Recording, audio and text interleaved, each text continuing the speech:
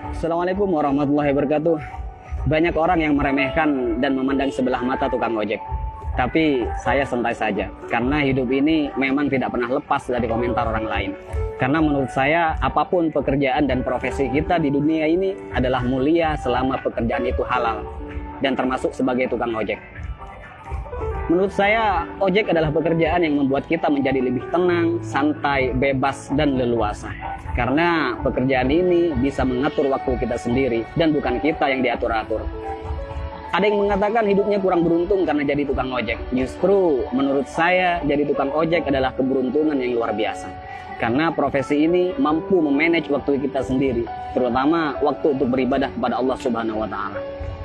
Ketika menjelang waktu sholat, kita bisa mematikan aplikasi dulu untuk menjalankan kewajiban sholat tepat waktu dan bahkan berjamaah di masjid. Kalau pekerjaan yang lain, saya rasa belum tentu bisa. Tak mengapa kita dipandang hina oleh makhluk. Yang terpenting tidak hina menurut pandangan Allah Subhanahu wa Ta'ala. Intinya tak perlu mendengarkan apa kata orang selama profesi yang kita geluti tidak keluar dari yang namanya koridor syariat.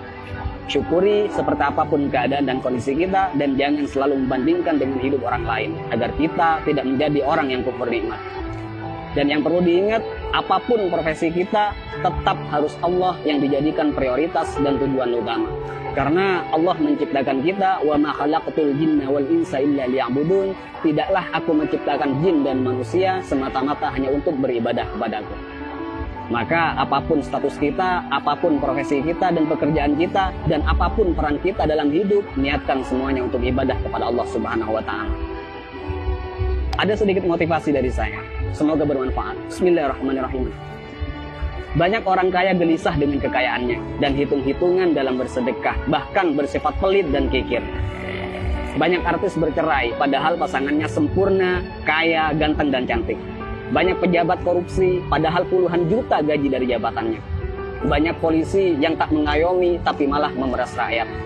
Ada yang mengatasnamakan perjuangan, malah menilap dana bos. Banyak pembisnis sukses, tapi tidak jujur. Banyak yang masih bergelut dengan riba, hanya untuk gaya hidup. Ada yang menguasai banyak ilmu agama, tapi gemar bermaksiat dan tak mengamalkan ilmunya. Ada yang gemar berdakwah, tapi tak mampu mendakwahi dirinya sendiri.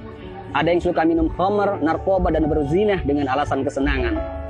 Ada yang sudah berkeluarga dan bahkan punya anak merasa kurang tentram, seolah jauh dari kata sakinah, mawaddah, warahmah. Ada atasan yang suka menyunat uang bawahannya. Ada seorang guru atau karyawan yang suka korupsi dan bahkan korupsi waktu. Ada yang punya proyek dan tidak jujur dengan proyeknya. Banyak dokter, perawat, dan bidan yang tidak lemah lembut, tidak jujur, dan bahkan terkadang tidak memanusiakan pasiennya. Ada yang sibuk mencari dunia sampai lupa pada Tuhannya dan lalai dalam sholatnya. Dan masih banyak lagi kasus-kasus yang tidak bisa saya sebutkan semuanya. Mari kita berpikir, kenapa mereka demikian? Karena dalam hidupnya bukan Allah yang mereka jadikan prioritas dan tujuan utama. Karena jika Allah yang mereka jadikan prioritas dan tujuan utama dalam hidupnya, maka sangat mustahil mereka berbuat demikian. Wa may yuhajir fi sabilillahi yajid fil ardi muraghaman katsiran wa sa'a. Ayo kita berhijrah. Karena ketika kita berhijrah dan lalu Allah kita jadikan prioritas dan tujuan utama dalam hidup, maka Allah akan meluaskan rezeki dan kelapangan hati untuk kita. Dan ketika hati kita sudah lapang dan luas, maka sebanyak apapun persoalan yang kita hadapi dan sebesar apapun masalah yang menimpa kita akan tetap tenang menyikapinya. Karena hati kita lebih lapang dan lebih luas dari masalah yang kita hadapi. Tapi jika dalam hidup bukan Allah yang kita jadikan tujuan utama, maka hati kita akan sempit. Jadi sebanyak apapun harta kita, setinggi apapun pangkat dan popularitas kita, semua malah tak akan henti menggelisahkan dan bahkan membingungkan.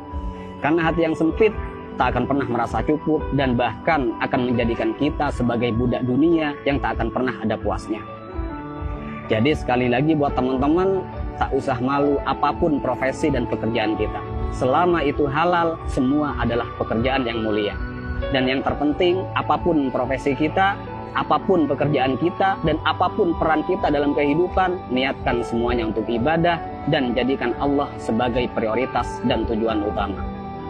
Dan jika kita galau, gelisah, sedih, gundah gulana, hati tidak tenang, maka perlu kita cek. Pasti ada kesalahan dan maksiat yang kita lakukan. Dan sudah pasti kita meletakkan dunia di atas Tuhan. Dan juga saya pastikan hubungan kita dan Allah sudah tak lagi mesra. Jadi kesimpulannya, tolak ukur ketenangan dan kebahagiaan bukanlah kekayaan, bukan jabatan, dan bukan popularitas. Tapi tolak ukur ketenangan dan kebahagiaan adalah tergantung di mana letak Allah di hati kita. Assalamualaikum warahmatullahi wabarakatuh.